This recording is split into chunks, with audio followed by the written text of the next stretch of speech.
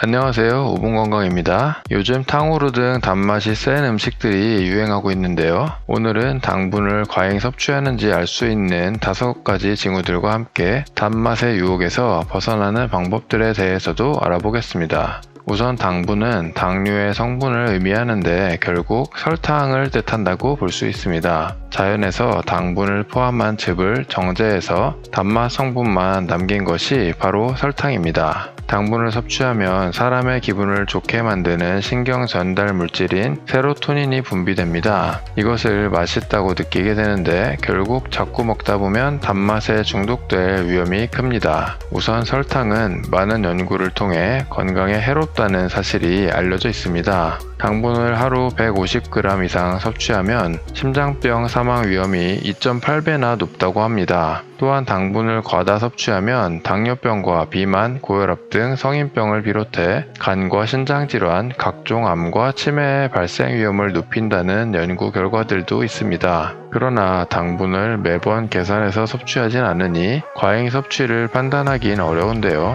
지금부터 당분을 과잉 섭취하면 나타나는 징후 5가지를 알려드리겠습니다. 첫 번째는 만성 피로입니다. 피곤할 때 단 것을 먹으면 빠르게 에너지를 생산해서 기운이 나는 느낌이 드는데요. 문제는 피곤하다고 자꾸 단 것을 찾으면 혈당이 오르락 내리락 해서 더 피곤해집니다. 두 번째 증상은 피부 트러블입니다. 설탕은 피부에 재앙 같은 존재라 여드름을 발생시키고 피부를 건조하게 만드는데요. 피부에 트러블이 많이 생긴다면 당분 섭취량을 점검해 볼 필요가 있습니다. 세 번째 증상은 우울하거나 불안한 증상입니다. 만약에 당을 섭취하지 않으면 우울하고 단 것을 먹으면 기분이 좋아지는 식으로 당분 섭취에 따라서 감정 기복이 심하다면 설탕을 끊는 것이 좋습니다. 네 번째는 병에 자주 걸리는 것입니다. 당분은 면역 체계를 방해하고 스트레스와 만성 질환 방어 능력을 손상시킵니다.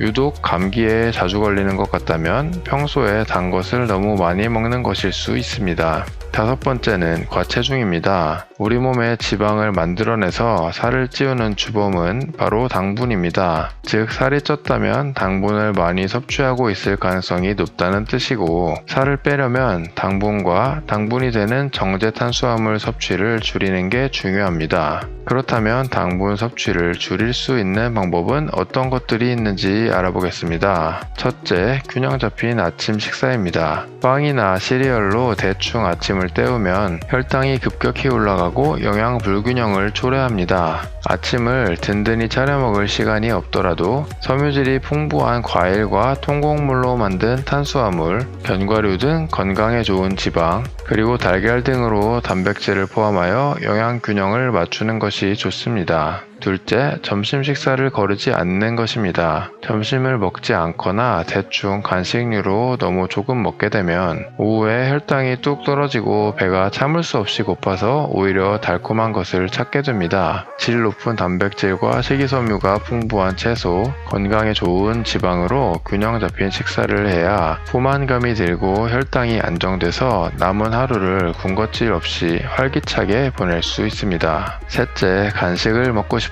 과일을 먹는 것입니다. 단 것을 완전히 끊기도 힘들지만 굳이 그럴 필요도 없습니다. 설탕이 많이 들어간 가공식품 대신 과일을 먹으면 됩니다. 과일에는 당분인 과당도 들어있지만 식이섬유도 충분히 들어있습니다. 이는 음식의 흡수를 늦추고 혈당이 급격히 오르는 걸 막아줍니다. 또한 과일에는 수분, 비타민, 무기질 등 몸에 필요한 다른 영양소도 갖추고 있습니다. 넷째, 단맛을 내는 대체당 활용입니다. 해로운 것은 설탕이지 단맛 그 자체가 아닙니다. 극소량으로 설탕보다 효율적으로 단맛이 나는 성분을 첨가한 식품이나 음료들이 많은데요. 이런 식품들이 최소한 설탕이 많이 들어간 것보다는 낫습니다. 지금까지 당분을 과잉 섭취하면 나타나는 징후들과 대처 방법을 알아보았습니다. 저희 영상이 도움이 되셨다면 구독과 좋아요 부탁드릴게요. 우리 모두 건강하게 다음에 또 만나요.